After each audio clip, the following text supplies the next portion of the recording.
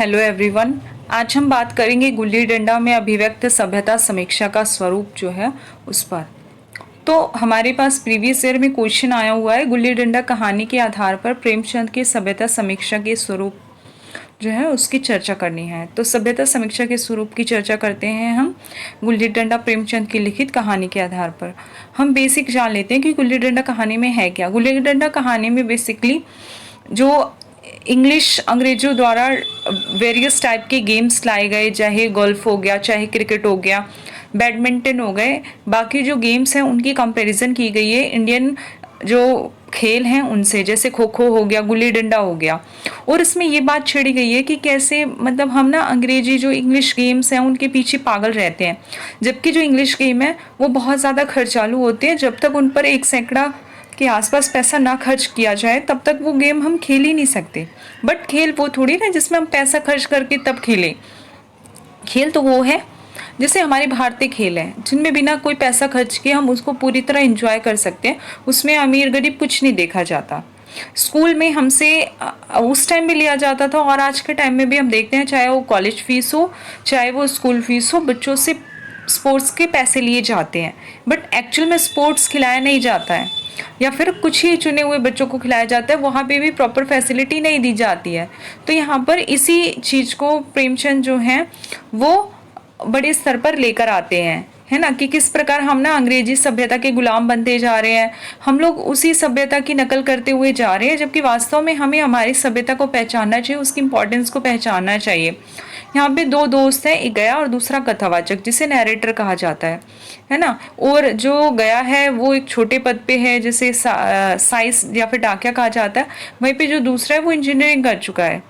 तो किस प्रकार बचपन में जहाँ वो एक आपस में एक दूसरे के साथ गुल्ली डंडा खेलते थे, फिर उसके बाद जब वो बड़े हो जाते हैं, इतने बड़े हो जाते हैं कि उसका जो दूसरा फ्रेंड होता है गया, वो उसको झुककर सलाम करता है ना। और मतलब उसको असहज नहीं लगता है, क्योंकि एक गलत और सही और ऐसी मानसिकता के हम गुलाम भी बन चुके हैं कि वहाँ पे जो लेखक है उसका नॉस्टैल्जिया मतलब पुरानी यादें उभर कर आती हैं, वो सारी चीज़ें उसमें दिखाई गई हैं पूरे उसमें। और फिर वो एक पल के लिए गुल्ली डंडा खेलते भी हैं। वो वहाँ पे गया को दब बनाता है, उसको गेम खेलता है, लेकिन जब उसकी बारी आती है तो वो बारी देने में आनाकानी करने लगता है। बचपन वाली बातें उस पर डिस्कस की जाती हैं। उसमें लेखक बताता है, जो प्रेमचंद है लेखक के माध्यम से बताते हैं, जो नरेटर है उसके माध्यम से बताते हैं कि कैसे बचपन में अमरूद खिलाया था। तो बचपन की बातें, उसी में मतलब अमरूद खिलाया था और बिना किसी वजह के तो आजकल कोई कुछ नहीं करता, तो फिर मैंने इसे अमरूद खिलाया है। इसी का हवाला देते हुए कहता है कि मैं बारी नहीं दूंगा, है ना। ये सारी चीज़ें काफ़ी कुछ है इसमें, ऐसे ऐसे काफ़ी चीज़ें वो जो है लेखक हमारे प्रेमचंद वो नैरेटर यानी कि कथावाचक के माध्यम से इस कहानी में दिखाते हैं, है ना। जैसे वो चाहता था कि एकदम जिस दोस्त को देखते गले लगा ले, लेकिन फिर वो ठिठक कर रुक गया, क्योंकि अब तब के टाइम में और अब के टाइम में काफ़ी कुछ बदल चुका है ना। तो कहाँ वो इंस्पेक्टर का बेटा था उस टाइम भी काफ़ी मतलब भले ही जो गया था वो काफ़ी मेहनती था और काफ़ी कुछ उससे कुशल था, लेकिन फिर भी मतलब उसके टैलेंट की वो कदर नहीं हुई। तो ऐसा होता भी है, वास्तविक जगत में भी होता है। कई जो मतलब जो चीज़ दूसरे स्पोर्ट्स महंगे स्पोर्ट्स अफोर्ड कर सकते हैं, वो लोग इतना बेहतर प्रदर्शन मतलब कर पाते हैं बड़े स्तर पे। वो ऐसा नहीं है कि वो बहुत टैलेंटेड होते हैं, एक्चुअल में जो अफोर्ड नहीं कर पाता उसमें भी काफ़ी लोग बहुत उनमें बहुत टैलेंट होता है, लेकिन क्योंकि वो चीज़ें अफोर्ड नहीं कर पाते तो वो उस स्तर तक ना आगे बढ़ नहीं पाते। अब आप नीरज चोपड़ा का ही उदाहरण लेकर देख लो कि वो भाला जैसे गेम को जिसे ज़्यादा लोकप्रिय है ही नहीं, उनके बाद जाके अब ये गेम इतना ज़्यादा लोकप्रिय हुआ जिसमें हम गोल्ड लेकर आए। ये एक ऐसा गेम है जिसे मतलब खेला जा सकता है ना, इतना महंगा नहीं है। लेकिन क्या है कि जब तक चीज़ें उभर कर नहीं आती सामने, तब तक सिर्फ हम क्रिकेट जैसे गेम्स के, गोल्फ जैसे गेम के गुलाम बने पड़े रहते हैं। तो चलिए स्टार्ट करते हैं इस कहानी को। इसमें क्या लिखा है कि एक पढ़े लिखे व्यक्ति के इस इलाके में संयोगवश पहुंच जाने, यानी कि जहाँ से ये बचपन में पला बड़ा था ये नैरेटर, वहीं पे वो किसी काम से जब यहाँ पहुंचता है तो जहाँ ये पला बड़ा और पैदा हुआ नॉस्टैल्जिक इफेक्ट जो है ना, इसे नॉस्टैल्जिक इफेक्ट कहते हैं। जब पुरानी यादें आने उभर कर हमारे मस्तिष्क में आने लगती है ना, तो नॉस्टैल्जिक होता है। है ना, का आधार लेकर पाठक को उसके जीवन के किन्हीं विस्मृत परितः इलाके, जो प्रियतर इलाके में ले जाने वाली कहानी लगती है ना। तो जब हम इस कहानी को पढ़ते हैं तो हमें ऐसा लगता है कि जैसे ये कहानी एक ऐसी कहानी है जिसमें नॉस्टैल्जिक इफेक्ट लाकर बताया गया है कि कैसे जो नरेटर है वो अपने पुराने इलाके में आते हैं तो पुरानी यादें उसके दिमाग में चलने लगती हैं, ये सब। लेकिन फिर जैसे जैसे हम कहानी को आगे पढ़ते जाते हैं तो हमें पता चलता है एक्चुअल में लेखक का उस कहानी को लिखने का उद्देश्य ये नहीं, कुछ और ही है। पर थोड़े ही रुकने से यह बात साफ हो जाती है कि यहाँ कहानीकार का उद्देश्य पाठक को उसके जीवन के विभिन्न पुराने प्रिय लोक में वापस ले जाना ही केवल मात्र नहीं है इस कहानी का उद्देश्य।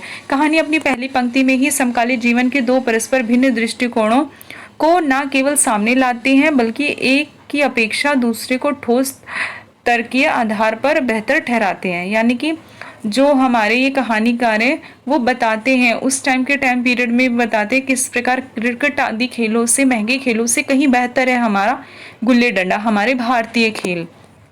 एक और अंग्रेज़ा दोस्तों द्वारा चुनी गई जीवन विधि है जिसके द्वारा अपनाए गए खेलों में लॉन कोर्ट है ना आदि, जैसे अंग्रेजी जो लेखक के यानी कि या कथावाचक के जो अंग्रेजी दोस्त हैं, यहाँ पे जो प्रेमचंद है उनके जो नरेटर हैं, कथावाचक हैं, उन्हीं के माध्यम से अपनी सारी बातें कहते हैं।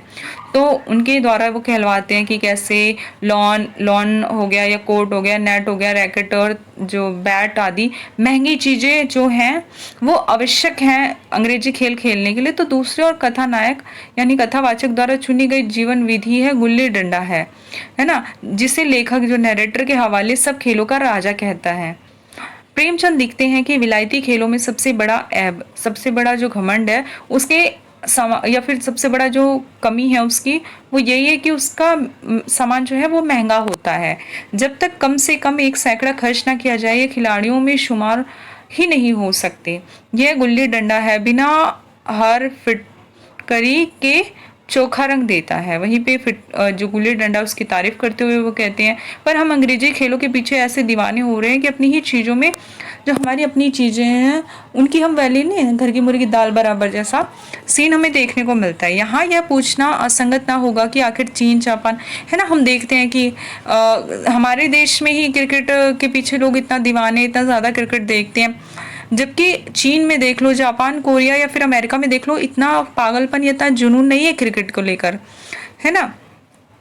जबकि हमारे यहाँ लोग पागल है बिल्कुल। कहानी के पहले ही जो परिच्छेद है, पहले ही पैराग्राफ है, उसमें हमें देखने को मिलता है, आप निम्नलिखित पंक्ति को देख सकते हैं।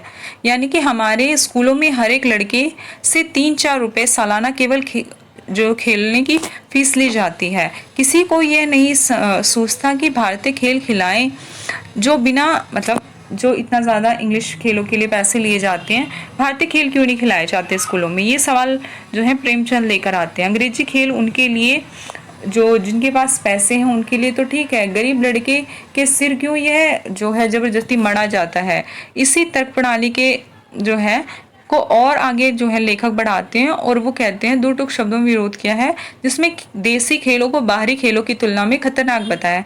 यानी यहाँ पर वो ये भी कहते हैं कि कैसे जो अगर आप कहते हो गुल्ली डंडा से सर फट जाएगा, तो वहीं पे जो क्रिकेट आदि होती है उससे भी तो टांगों में चोट लग जाती है, घुटनों में चोट लग जाती है, कई लोगों की बैट जो होती है उनकी बैसाखी बन जाती है। तो दोनों ही खेलों में बिल्कुल, दोनों में ही डर है चोट लगने का, है ना। ठीक है, गुल्ली से आंख फूट जाने का भय रहता है, तो क्या क्रिकेट से सिर फूट जाने, तिल्ली फट जाने और टांग टूट जाने का भय नहीं रहता। अगर हमारे माथे पर गुल्ली का दाग आज तक बना हुआ है तो हमारे कई ऐसे दोस्त भी हैं जो बैट को बैसाखी में बदल बैठे, है ना। तो ऐसे नैरेटिव के माध्यम से जो है वो कहते हैं। आगे देखिए क्या कहते हैं। कहानी की शुरुआत में ही अपनी सांस्कृतिक राजनीति को पूरी जनतांत्रिक खुलेपन के साथ निभ्रांत अभिव्यक्ति देते हुए वे लिखते हैं। प्रेमचंद क्या लिखते हैं, खैर ये अपनी अपनी रुचि है, मुझे गुल्ली ही सब खेलों में अच्छी लगती है और बचपन की मीठी स्मृतियों में गुल्ली ही सबसे मीठी है। इसके बाद आगे क्या होता है, इसी क्रम में इस खेल के कुछ ऐसे पहलू सामने आते हैं जिन पर गौर किए बगैर कहानीकार के वास्तविक जो असली जो मेन मोटिव है वो पता लगाना मुश्किल है। खेल के लिए ज़रूरी सामग्री जैसे गुल्ली और डंडे आदि को खुद से बनाने से लेकर उत्साह, लगन और खिलाड़ियों का जमावड़ा पदने पदाने से लेकर लड़ाई झगड़े तक सर्वत्र प्रकट होने वाली यह स्वभावगत सरलता को प्रेमचंद बखूबी याद रखते हैं। जहां समाज में घर कर गए भेदभाव के लिए कोई जगह नहीं, अमीर तबकों की पहचान बन चुके बेलिहाज प्रदर्शन, अनर्गल अभिमान की कोई गुंजाइश नहीं है भारतीय खेलों में। यहाँ जो कहानीकार ने इस खेल के साथ जुड़ी लगभग हर बात को आत्मीय परख के साथ प्रस्तुत किया है। उनमें पिता के क्रोध और माँ की चिंता की उपेक्षा भी शामिल है। कहानी के इस खंड से गुजरते हुए जो है पाठक को प्रेमचंद पूरी तरह गुल्ली डंडे की याद में ही संलिप्त कर देते हैं और ठीक उसी मोड़ पर बिना कोई देरी किए वे अपने उस दोस्त को याद करते हैं जिसका नाम गया है ना। इस तरह उन्होंने अपनी बातें जो है वो कह दी। अब वो गया की बात स्टार्ट कर देते हैं और 4-5 पंक्तियों में गया की कैसी तारीफ करते हैं वो देखिए।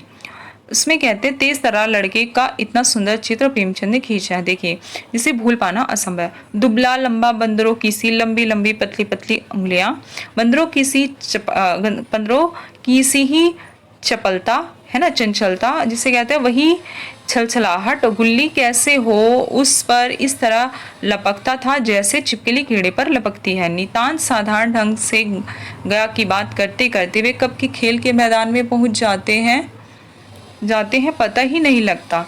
कहानी की पंक्तियों में गुल्ली डंडे के खेल को जीवंत बनाते हुए लेखक की मर्मभेदी निगाह मानव स्वभाव में निहित एक विचित्र सत्य का संकेत करती है कि जिसमें अपने साथ के लोगों से अपना प्राप्य वसूल करने में हम समय को भूलकर बिना थके लगे रह सकते हैं। यानी कि यहाँ पर पूरा किस प्रकार बताया गया है कि उसकी चरित्र की विशेषता आदि बताई गई है। पर खुद जब देने की बात, मतलब इसमें ये बात छेड़ दी जाती है कि वो जो गया है वो तो अपनी बारी जो है पूरी ईमानदारी के साथ देता है, पर जब खुद कथावाचक की बारी देने की बारी आती है तो वो देखिए कैसे नौटंकी करता है। पर खुद जब देने की बारी आती है तो 1 मिनट भी भारी पड़ता है। बचपन के उस विशिष्ट अवसर को याद करते हुए कथावाचक घटना की ऐसी सरल अभिव्यक्ति करता है जिसके सत्य को किसी अन्य प्रमाण की आवश्यकता नहीं। 2 ही लोग खेल रहे हैं और गया जीत गया है। दांव देने की बारी कथावाचक की है। थोड़ी देर तो वह दांव देता है पर कुछ ही समय बाद स्वाभाविक रूप से आनाकानी करने लगता है। प्रेमचंद लिखते हैं, मैं गला छुड़ाने के लिए सब चालें चली। मैं जो प्रेमचंद लिखते हैं कि मैं वो जो कथावाचक है उसने गला छुड़ाने के लिए सब चालें चली, जो ऐसे अवसर पर शास्त्र विहित ना होने पर भी क्षम्य है। लेकिन गया अपने दांव लिए बगैर मेरा पिंड ना छोड़ता था। फिर दांव देने से बचने के लिए कथावाचक कल खिलाए हुए अमरूद का हवाला देता है।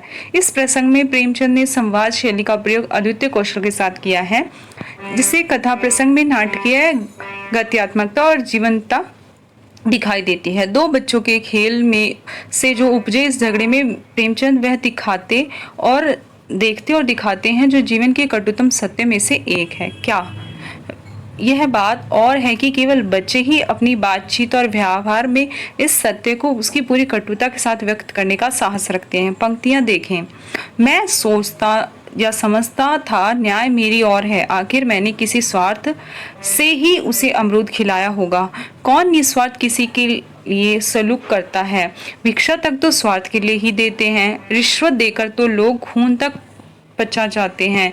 यह मेरा अमरूद है ना, यह मेरा अमरूद यूं ही हजम कर जाएगा, यह सरासर अन्याय था। बच्चों की बातचीत में व्यक्त समझदारी और ये तर्कपद्धति को देखकर कोई बुद्धिमान व्यक्ति सहज ये कहने की भूल कर सकता है कि कथावाचक को गया के कहने के अनुसार दांव देना चाहिए था। लेकिन यहाँ इस बात को देखे बगैर नहीं रहा जा सकता। अपने को बड़ा और समझदार मानने वाले हम सभी जीवन के वास्तविक क्रिया व्यापारों में आज भी लगभग वही पद्धति अपनाते हैं जो उसी समय उस कहानी के वाचक ने अपनाई है।